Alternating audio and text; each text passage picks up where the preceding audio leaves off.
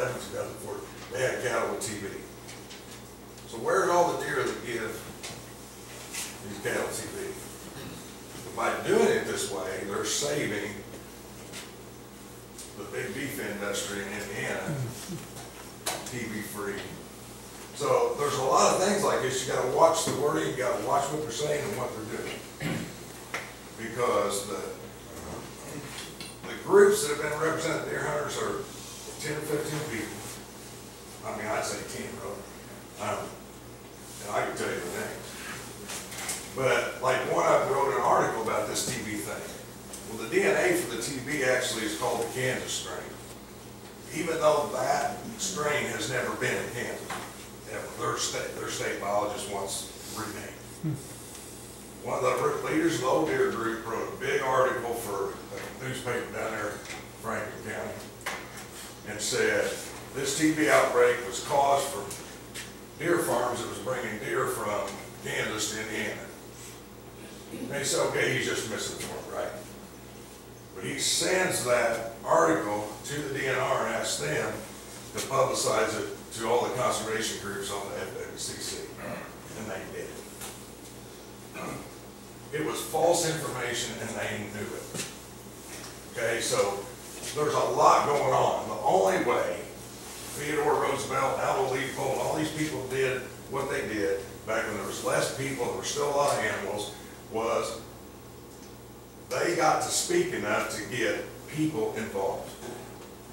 If the public keeps on apathetic, complacent, whatever you want to call it, saying, okay, well, they're doing it, there ain't nothing I can do, and just let's forget about it, they are going to continue to do what they do. The director told us face to face. I've worked with legislators for years, they don't scare me. And in a way, he's right. Because the only way we're going to change this, the only way we're going to get conservation back into it, is for the public to do it. That's right. And that's you people. And that's what we're trying to do, is show them what you people want and give it you a voice, and hopefully give you enough information that when you guys start crying on Facebook and social media and writing letters and stuff, that's what's going to make a difference. Do any of you have any questions? This is about you. We're just trying to give you as much information as we can. So you can take that out and tell other people. What we're trying to do, we let you guys did your vote, did your meeting. You've done your part. What we're using this opportunity for now is to explain to you all the politics and stuff that goes on behind the scenes with deer management, okay? I don't know if all of you knew, any of you knew, I'm sure some of you did. I know when I started this, I had no idea. I had no idea how bad it was. So we're using this opportunity now, after your votes are counted and everything, to explain it to you and tell you exactly what we've been through and what we've found. And I want to say one last thing, and then I'm going to let you guys ask any questions and we'll let you get out of here. When he mentioned the NRC, and I don't think anybody spoke about this yet, but in the NRC there's such a thing called a citizen petition. Anybody ever heard of that? Okay. Citizen petition, any citizen can fill out a petition to the DNR and the NRC for a rule change, something they want. For instance, high-powered rifles. That's how they got started, and you guys all remember the public comment period and all that. How that works is, petition gets sent to the DNR, and I'll let him, you jump in here if I'm missing something. Yes, sir. Basically, though, how it works, it goes to the NRC, the DNR does a review of it themselves, they say, well, we like it, we don't like it. Then the NRC holds a meeting, a public meeting with the citizen petition to have a vote based on whether they're even going to allow it to go to public comment. Okay? For high-powered rifles, there was 2 citizen petitions turned in. 2 people. The DNR said, yeah, we can talk about it. So they went to NRC, public meeting. When you go to these meetings at the NRC, you walk in, and if you want to comment, you have to sign in. And write up your name and everything, and you get a lot amount of time. Went to NRC, public comment, and at the meeting said, yeah, we want to put it out for everybody, let them comment. So it did, and then that's what happened. There was a big public comment. Okay, so now, we did the same thing with this, the CDACs. But in our case, I believe the exact number was 76 people turned in citizen petitions to have this, what you're doing here today, done. The DNR, of course, this is before we got the senators involved like we did. They didn't want it. They don't want this. So they wrote their review. We don't need this. We already have this with our. Well, there's a little bit there. Yeah. There's county reps all over. Okay, we have representation out of the 92 counties, and I think it's 56 right now. We're working on the others. We have other people we interview. There's 10 of us. Kyle interviews, I interview, Gary interviews. Anyway, beside the point, they received 4 letters from 70 people. Yeah. According to them. It was not going to be on the NRC. And I'm talking about the governor appointed one. They said they only received 4 letters. They received 76. Well, I got really kind of mad, sorry, because that's me. So I sent mine via email because I had sent mine. And I told everybody else what to do. Well, the administrative law judge decided she'd put it on the docket after she received 68 more emails telling her that we all had sent letters and wanting this. So the DNR had said no, it wasn't on the docket. Then all of a sudden, after all the emails got sent, it was put on the docket, but they only put it as one person had sent this. And so then we get to the meeting, public comment. They can have the vote to see if we can let everybody in the state comment on it.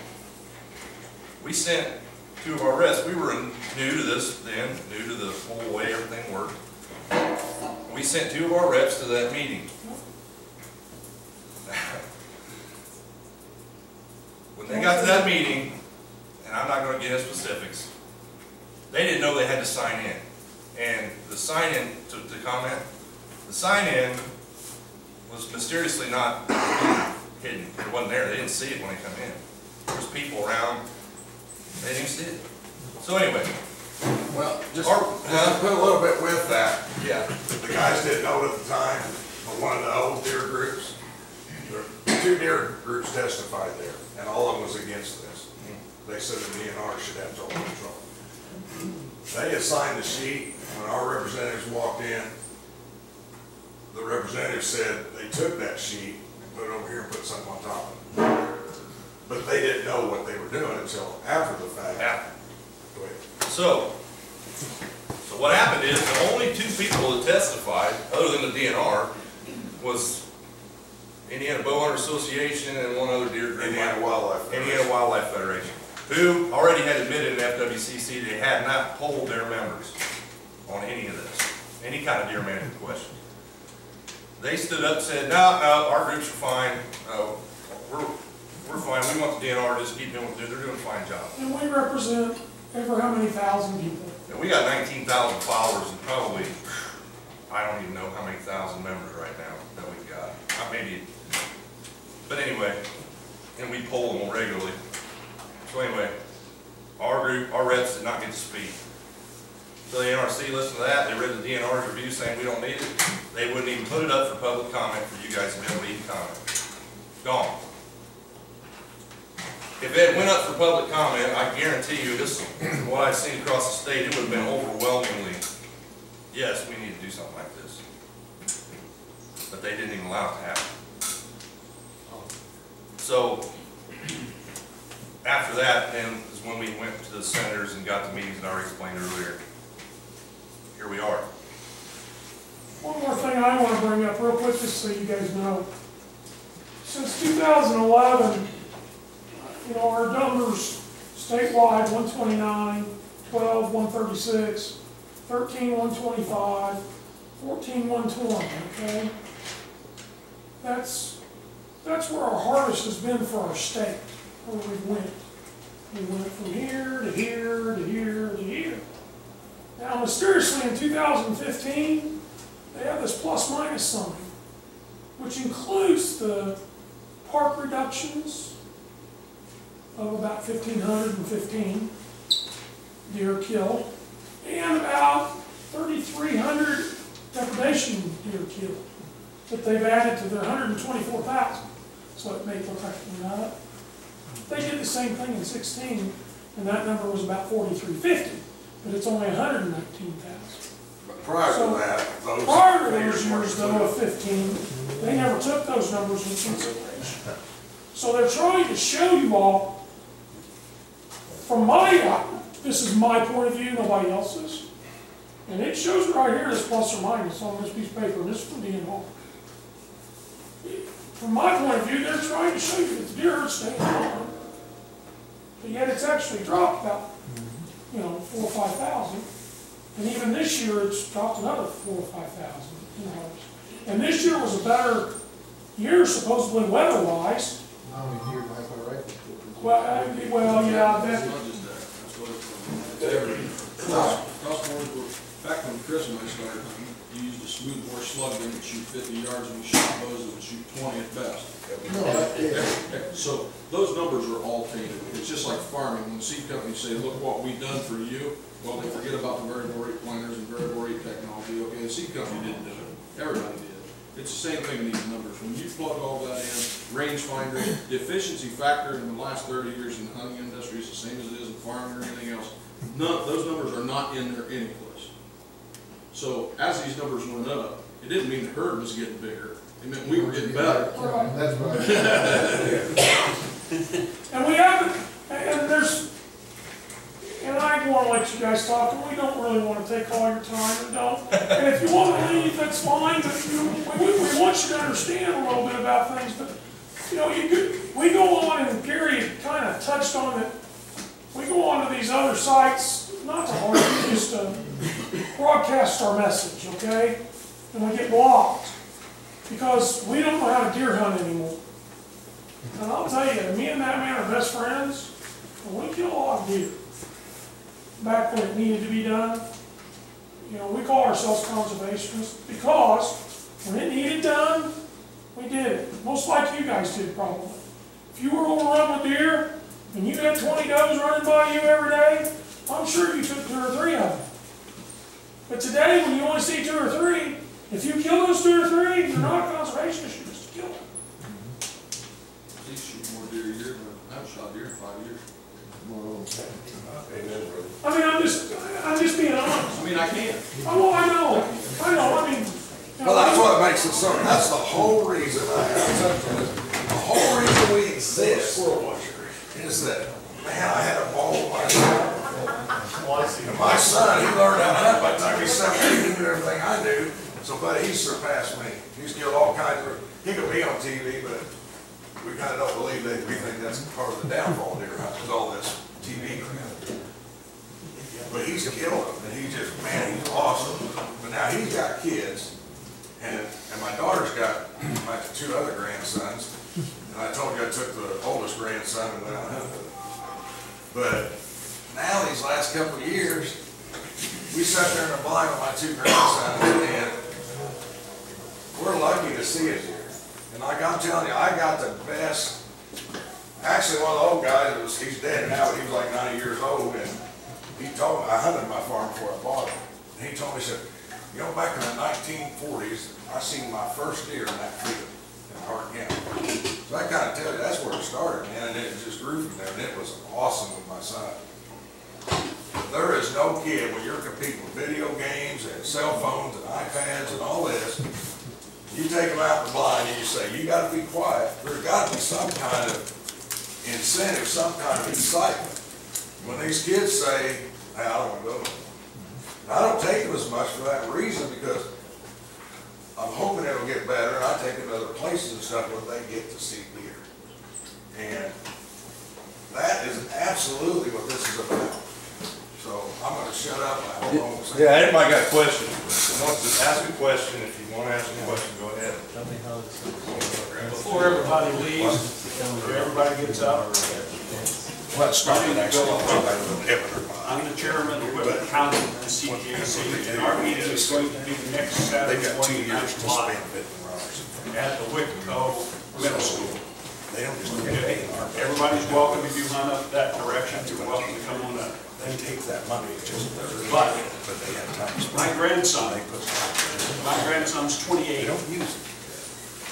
taking clear back that he was 8, 20 years, just like they were saying, we had deer running over top of him.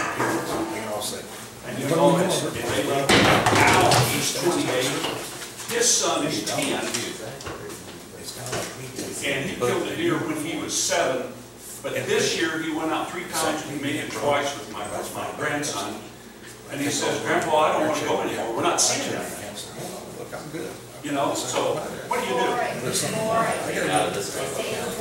Yeah, he's saying, And that's the reason I got there. So they're making up.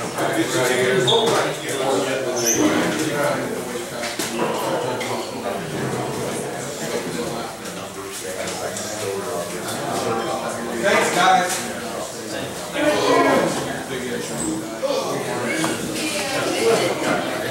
Thank you,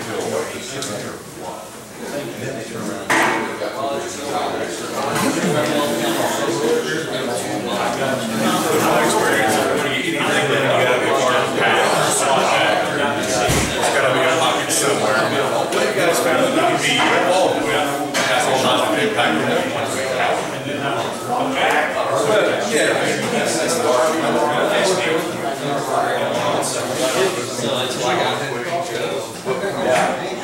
Yeah, we'll get some.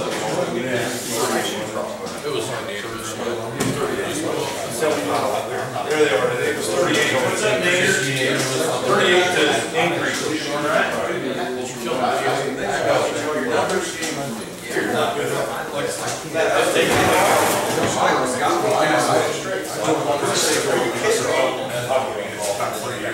CDHD